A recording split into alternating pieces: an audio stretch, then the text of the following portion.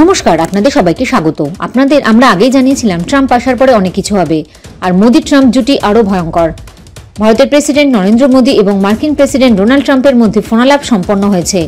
White হাউসের press বিবৃতিতে America জানিয়েছে, দুই দেশের রাষ্ট্রপ্রধানদের মধ্যে ফোনালাপ খুবই প্রোডাক্টিভ ছিল। ইন্দো প্যাসিফিক, মিডল ইস্ট এবং ইউরোপের বিষয়ে বিস্তর আলোচনা হয়েছে দুই রাষ্ট্রপ্রধানের মধ্যে। এরই মধ্যে আমেরিকার রাষ্ট্রপতি ভারতের প্রধানমন্ত্রীকে ভারতীয় সেনাবাহিনীর 3 শাখার জন্য মার্কিন সমরাস্ত্র কেনার জন্য অনুরোধ করেছেন। তারই সাথে প্রধানমন্ত্রীর আমেরিকা সফরের বিষয় নিয়েও কথা হয়েছে। জানা যাচ্ছে, আগামী ফেব্রুয়ারি মাসে প্রধানমন্ত্রী মোদি আমেরিকা সফরে যাবেন, সব ঠিক থাকলে। এই সফরের দিকে তাকিয়ে থাকবে গোটা বিশ্ব, কারণ অনেক কিছু আলোচনা হবে। তাতেই সবকিছুর মধ্যে আমাদের চোখ থাকবে 5th জেনারেশন ফাইটার জেট নিয়ে কি আলোচনা হচ্ছে।